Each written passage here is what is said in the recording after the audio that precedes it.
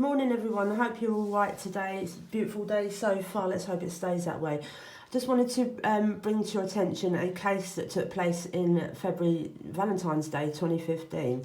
Payout for a woman whose car was incorrectly destroyed by the DVLA.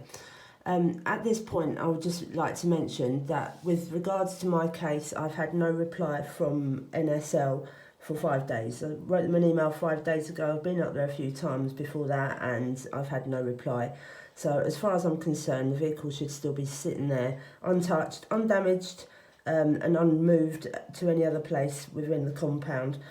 And I've told them if anything should happen, then the police will be informed and it will be reported as theft. And as far as I'm concerned, it's theft anyway.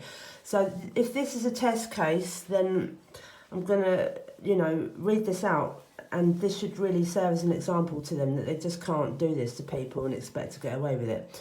A teacher whose car was wrongly clamped and destroyed by the DVLA has been successful in her battle to get the cost of the vehicle back, following an investigation by the Parliamentary and Health Service Ombudsman. The DVLA wrongly clamped the woman's car, which was parked outside her home on a private road, even though she had a statutory off-road notification on the car.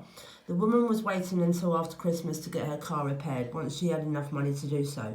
She complained repeatedly to both the DVLA and the contractor which clamped her car on behalf of the DVLA, but neither organisation listened or put the mistake right by investigating the matter.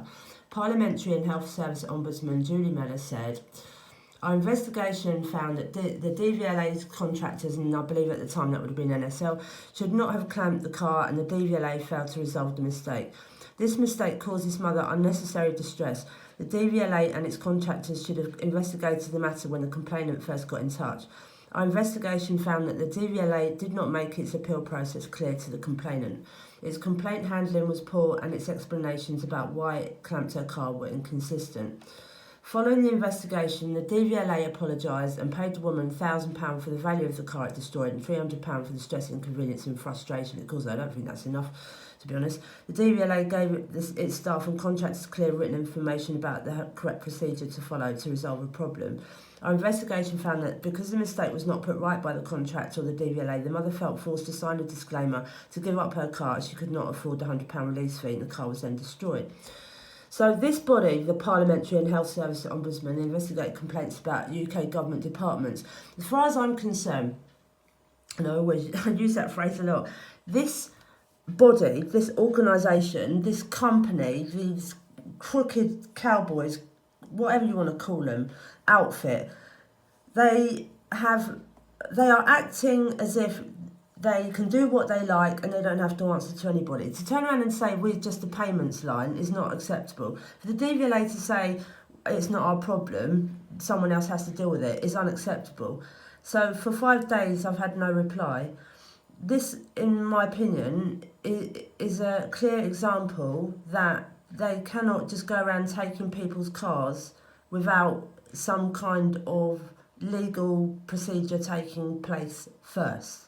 So for anybody that's ever had their car clamped and got it back, I think it was illegal. And for anybody that had their car clamped and sold or crushed or whatever it is they did to it, you've probably got very good grounds for a case against them, if you can be bothered. Because the reason why a lot of this doesn't happen is because people cannot be bothered and think they're not going to win. There's loads of other cases on here against the DVLA. And if nobody says anything, nothing will happen.